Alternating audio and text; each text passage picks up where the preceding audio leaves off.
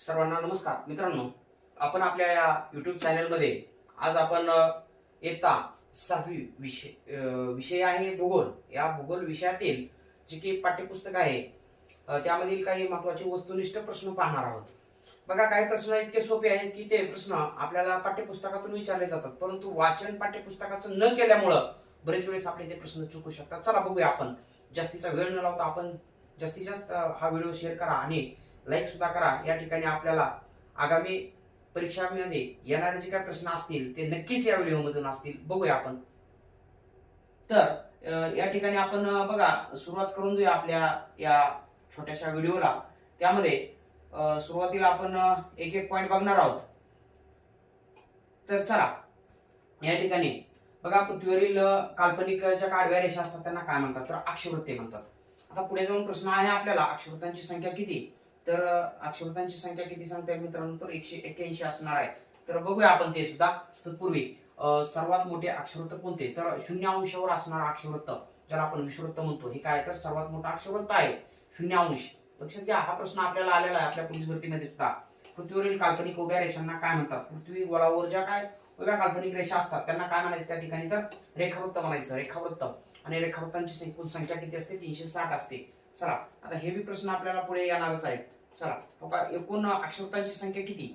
लक्षात घ्या, किती असणार आहे उत्तर? या ठिकाणी 181. सोपा प्रश्न आहे. म्हणजे उत्तर गोलार्धामध्ये किती असणार आहे? तर 90 असणार आहेत. आणि दक्षिण गोलार्धामध्ये किती असणार आहेत? तर 90 अक्षवृत्त असणार आहेत. आणि विषुवृत्त 0 अंशावरचा असणार 1, म्हणजे 181 संख्या असणार आहे अक्षवृत्तांची. आणि या ठिकाणी एकूण जे काय बघा रेखावृत्त असणार आहे 360 असणार आहेत. चला, सोपा प्रश्न असणार आहे. त्याच्यानंतर जाऊया आपण पुढच्या पॉइंटकडे. बघा मित्रांनो, महत्वाचा प्रश्न असणार आहे पुढचा की बाबा, भारताची प्रमाणवेळ कोणत्या रेखावृत्तावरून निश्चित केली आहे? तर पूर्व रेखावृत्त आहे 82.5 अंश. 82.5 अंश पूर्व रेखावृत्त, जे की अलाहाबाद म्हणजेच की आजचं प्रयागराज येथून जातं ते मिर्जापूर नावाचं ठिकाण आहे बाजूला. आणि मिर्जापूरच्या बाजूला नैनी नावाचं ठिकाण आहे, जर अलीकडे लेटेस्ट विचारलं तर. चला, पुढचा पॉइंट बघूया आपण. या ठिकाणी महत्वाचा असणार आहे बघा, जे की जागतिक प्रमाणवेळ आहे, बरोबर आहे का? जगाची प्रमाणवेळ आहे ती कोणत्या रेखावृत्तावरून ठरवली जाते? तर मूळ रेखावृत्त 0 अंश रेखावृत्त, जे की रेखावृत्त ग्रीनिच, लंडन जवळील ग्रीनिच या ठिकाणाहून जातं बघा. आणि भारताची प्रमाणवेळ ही जगाच्या प्रमाणवेळेच्या 5.5 तासांनी कशी आहे? तर पुढे आहे.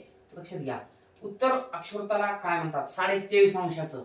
लक्षात घ्या, आता या ठिकाणी कर्कवृत्त म्हणून आपण 23.5 अंश. उत्तर गोलार्धामध्ये 23.5 अंशाला जे काय असणार अक्षवृत्त आहे त्याला काय म्हणायचं? कर्कवृत्त म्हणायचं.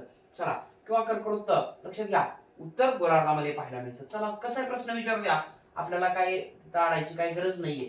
चला, दक्षिणाक्षवृत्त, जे की दक्षिण गोलार्धामध्ये 23.5 अंशावर असणारं जे काय अक्षवृत्त आहे त्याला आपण मकरवृत्त म्हणतो. 23.5 अंश दक्षिण गोलार्धामध्ये असणारं अक्षवृत्त म्हणजेच मकरवृत्त. चला, तापमानाचे मोजमाप कोणत्या उपकरणाने केले जाते? एवढा सोपा प्रश्न येत नाही. ही पर्याय मात्र ही टाकू शकतात ते. थर्मोमीटर. लक्षात घ्या, थर्मोमीटर तापमापी. बघा, या ठिकाणी नकाशावर समान तापमान असणारे जे काही ठिकाण आहे ते दर्शवणारी जी काही रेषा असते त्याला काय म्हणायचं? समताप रेषा म्हणायचं. प्रश्न येऊ शकतो हा सुद्धा. लक्षात घ्या, समताप रेषा म्हणजेच की दोन ठिकाणांमध्ये जे काय बघा समान असणार तापमान आहे ते दर्शवण्यासाठी समताप रेषा आपल्याला महत्वाची असणार आहे. पुढचा पॉईंट बघूया आपण. पृथ्वीच्या पृष्ठभागाचा किती टक्के भाग पाण्याने व्यापलेला आहे? तर सोपा प्रश्न आहे. आणि एकूण या ठिकाणी म्हणजे की जलग्रह म्हणतो आपण आपल्या पृथ्वीला, ते कारण तेच आहे. 71% पाणी आणि 29% जमीन. चला, ओके, सोपा प्रश्न असणार आहे. जगातील सर्वात मोठा महासागर कोणता? प्रश्न आलेला आहे. पॅसिफिक महासागर म्हणतो आपण त्याला, प्रशांत महासागर म्हणतो. चला, समुद्राच्या पाण्याची क्षमता सरासरी किती असते? प्रश्न महत्वाचा आहे मित्रांनो, लाजवाब प्रश्न येऊ शकतो. 35 ग्रॅम प्रति 1000 ग्रॅम. लक्षात घ्या, इतके आपल्याला म्हणजे की 35 इतकी सरासरी क्षमता या ठिकाणी पाहायला मिळते आपल्याला. चला, मृत समुद्र कोणत्या 2 देशांच्या सीमेवर आहे? तर लक्षात घ्या, इस्रायल आणि जॉर्डनच्या सीमेवर आपल्याला हा मृत समुद्र पाहायला मिळतो. ज्वालामुखीच्या उद्रेकातून निर्माण होणाऱ्या खडकांना काय म्हणतात? ज्वालामुखीच्या उद्रेकातून निर्माण होणारा जो काय खडक आहे त्याला आपण अग्निजन्य खडक म्हणायचं मित्रांनो. आणि आपलं महाराष्ट्र पठार. आता पुढचा प्रश्न आहे मित्रांनो, या ठिकाणी महाराष्ट्र पठार प्रामुख्याने बघा बेसॉल्ट खडकापासून, आणि बेसॉल्ट हा अग्निजन्य खडकाचा काय असणार तर प्रकार असणार आहे मित्रांनो. आपल्या महाराष्ट्र पठाराची निर्मिती खूप वेळेस आलेला प्रश्न आहे, बेसॉल्ट खडक. त्याच्यानंतर चुनखडक हा कोणत्या प्रकारचा खडक आहे? तर स्तरीत खडक आहे, ज्याला आपण सेडिमेंटरी रॉक्स म्हणून ओळखतो. स्तरीत खडक आहे बघा चुनखडक. आणि चुनखडकाचं रूपांतर कशामध्ये होतं? तर त्या ठिकाणी संगमरवरामध्ये होतं, मार्बल मध्ये रूपांतरण होताना आपल्याला दिसून येतं.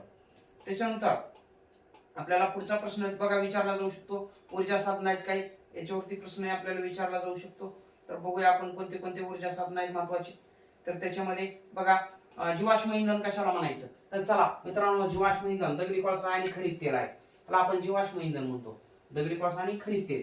भारतातील अणु ऊर्जा केंद्राचं उदाहरण बघा म्हणजे तारापूर. आता महाराष्ट्रामध्ये आहे तारापूर, लक्षात घ्या. तर त्याच्यानंतर बघा महत्वाचं प्रदूषण मुक्त ऊर्जा साधन कोणते कोणते आहे. तर सौर ऊर्जा आहे, पवन ऊर्जा आहे, जलविद्युत आहे, लक्षात घ्या. तरंग ऊर्जा सुद्धा असणार आहे. वनस्पती ऊर्जा अलीकडचा स्रोत आहे महत्वाचा. त्यांना आपण नवीकरणीय ऊर्जा स्रोत सुद्धा म्हणतो आपण. आता पुढे जाऊन आपल्याला जसं आपण पुढे जाऊया आपल्या चॅनलच्या माध्यमातून तसं भरपूर संकल्पना मी तुम्हाला समजून सांगणार आहे. चला त्याच्यानंतर आपण बघूया पुढचा पॉइंट आहे महत्वाचा. बघा मानवाचे व्यवसाय. आता आपण 6वीच्या पाठ्यपुस्तकाचा विचार इथं करत आहोत. जसं आपण पुढे जाऊया भूगोल वगैरे किंवा विज्ञान सारखे विषय असतील किंवा त्याच्यानंतर बाकीचं जे काय अर्थशास्त्र वगैरे तिथं कन्सेप्ट आहेत त्या समजावून सांगाव्या लागणार आहेत, लक्षात घ्या. चला निसर्गावर थेट अवलंबून असणाऱ्या व्यवसायांना आपण काय म्हणायचं त्या ठिकाणी. तर प्राथमिक व्यवसाय जे की निसर्गावर आधारित असतात. मग त्यामध्ये शेती असेल, पशुपालन असेल, वन संकलन असेल, लाकूड तोड असेल, मासेमारी असेल, खाणकाम असेल म्हणा. चला असो तरी महत्वाचे व्यवसाय जे आहेत ते कसे आहेत तर सर्व हे प्राथमिक श्रेणीचे व्यवसाय मानले जातात. तर प्राथमिक व्यवसायातील मालावर प्रक्रिया करणाऱ्या व्यवसायांना काय म्हणायचं तर द्वितीयक व्यवसाय म्हणायचं. मग जे की बघा प्राथमिक व्यवसायातून जे काय कच्चा माल त्या ठिकाणी म्हणजे की त्याच्यावर प्रक्रिया केली जाते त्यांना आपण काय म्हणायचं तर द्वितीयक व्यवसाय. आणि दुसरी गोष्ट म्हणजे की साखर उद्योग असेल म्हणा आपल्या परिचयाचा, किंवा कापड उद्योग असेल म्हणा, म्हणजे उद्योगधंदे असतील किंवा कारखानदारी असेल याचा समावेश आपण कशामध्ये करतो तर द्वितीयक श्रेणीच्या व्यवसायामध्ये करतो. चला पुढचा पॉइंट आपल्याला बघायचा या ठिकाणी. वाहतूक असेल, बँकिंग असेल, संदेशवहन असेल, बघा सेवा पुरवण्याचं काम करतात हे. मग याचा समावेश कशामध्ये होतो तृतीयक व्यवसायामध्ये होतो, म्हणजेच की सेवा क्षेत्र बघा त्याला आपण त्या ठिकाणी म्हणतो. बुद्धिजीवी व्यवसाय कोणते प्रश्न महत्वाचा आहे मित्रांनो. चतुर्थक श्रेणीतील व्यवसायांना आपण बुद्धिजीवी व्यवसाय म्हणतो. म्हणजे लेखक असेल, प्राध्यापक असेल, शिक्षक, वकील, इंजिनियर हे चतुर्थक श्रेणीतील व्यवसायाची उदाहरणं असतील महत्वाचे. आणि आपल्याला जाता जाता बघा शेवटची फॅक्ट असेल या व्हिडिओ मधली तर पंचम श्रेणीतील व्यवसाय कोणते तर त्यामध्ये शास्त्रज्ञ आणि संशोधक. अलीकडे व्यवसायाची 5वी श्रेणी सुद्धा डेव्हलप झालेली पाहायला मिळते. आणि पंचम श्रेणीतील व्यवसाय आपण कशाला म्हणायचं तर शास्त्रज्ञ आणि संशोधकांना म्हणायचं.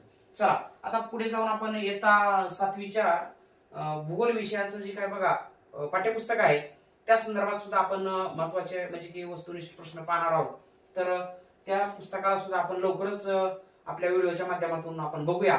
तत्पूर्वी आपण जास्तीत जास्त या व्हिडिओला शेअर करा. आणि आपण जर नवीन माझ्या चॅनलला असाल तर बघा शिवार्थ डी क्लासेस नावाचं माझं युट्यूब चॅनल या ठिकाणी सबस्क्राईब करा. भेटूया आपण पुढच्या व्हिडिओमध्ये. तोपर्यंत धन्यवाद. जय हिंद, वंदे मातरम.